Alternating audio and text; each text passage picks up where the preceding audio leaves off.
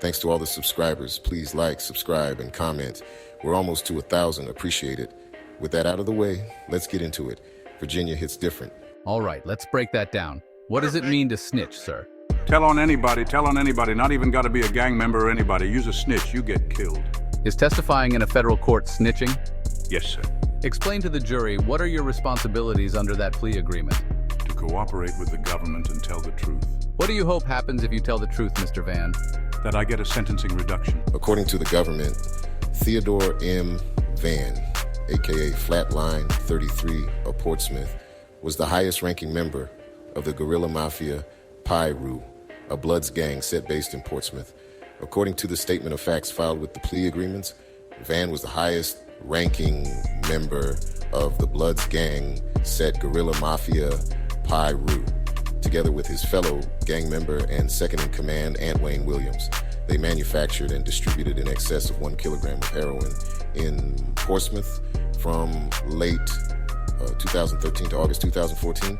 Vann and Williams conspired with co-conspirators to distribute heroin in the Ghent area of Norfolk, Portsmouth, and other places throughout the Eastern District of Virginia.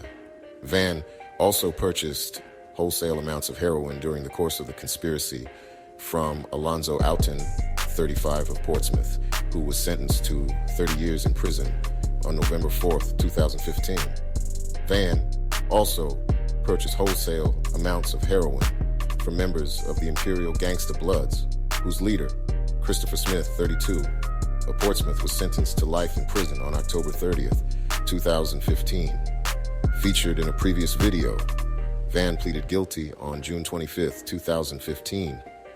According to court documents, Vann, together with his fellow gang members, manufactured and distributed far in excess of 1 kilogram of heroin in Portsmouth from late 2013 to August 2014. Vann conspired with co-conspirators to distribute heroin in the Ghent area of Norfolk, Portsmouth, and other places throughout the Eastern District of Virginia.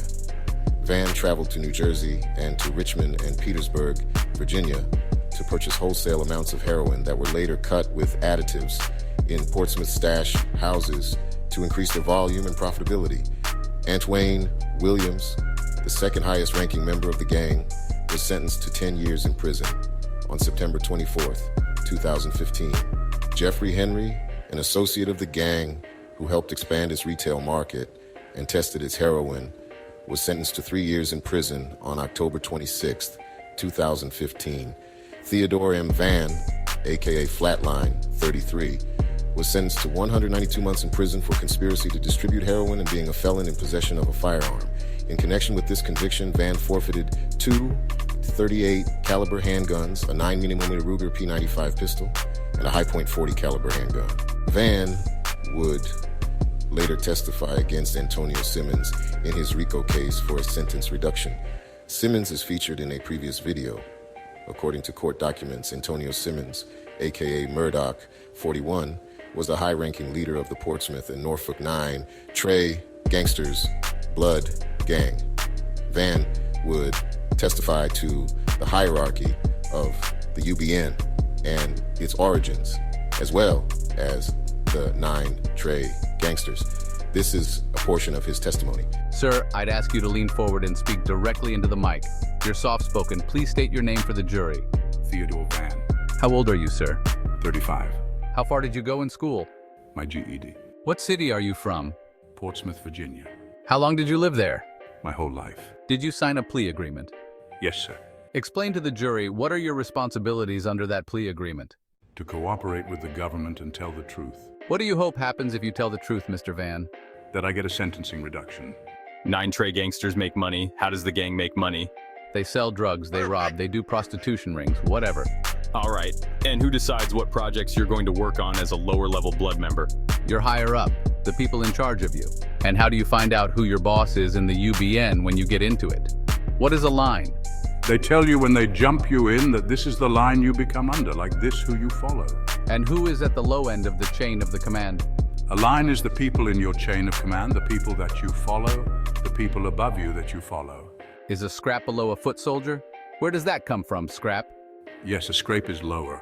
It's like a puppy. Like first you just say you my Scooby, but Scrappy-Doo is the baby puppy, baby dog. You're telling us it's from the Scooby-Doo cartoon? It comes from, it's like a puppy. So let's start moving up the chain. Is the 5-star the highest in the organization? Who is above sergeants? Who is above lieutenants and above captains? The general's 1-star, 2-star, 3-star, 4-star, and the 5. And what does OG stand for, the OG? So it's the low original gangster, original gangster. Is the low original gangster the top? No, sir, the high OG is at the top. What's the next most serious punishment in the organization? Death. And give the jury an idea. When can the death penalty be handed down? For snitching or homosexuality, betraying the gang. All right, let's break that down. What does it mean to snitch, sir? Tell on anybody, not even gotta be a gang member or anybody. Use a snitch, you get killed. Is testifying in a federal court snitching? Yes, sir. Subsequently, Antonio Simmons, aka Murdoch, 41, was sentenced today to 3 consecutive life terms, plus an additional 40 years in prison for his leadership role in a racketeering conspiracy, multiple murders, multiple attempted murders, and various drug and gun crimes, all as part of his leadership of the 9 Trey Gangsters Bloods gang. Antonio Simmons is currently at USP Florence High, a high-security U.S. penitentiary. He was sentenced to life in prison. Theodore M. Vann, a.k.a. Flatline 33, was released from federal custody on September 29th, 2020. Theodore Maurice Flatline Vann passed away September 11, 2021. Although there are convictions in this matter, I must stress that an indictment is not evidence of guilt.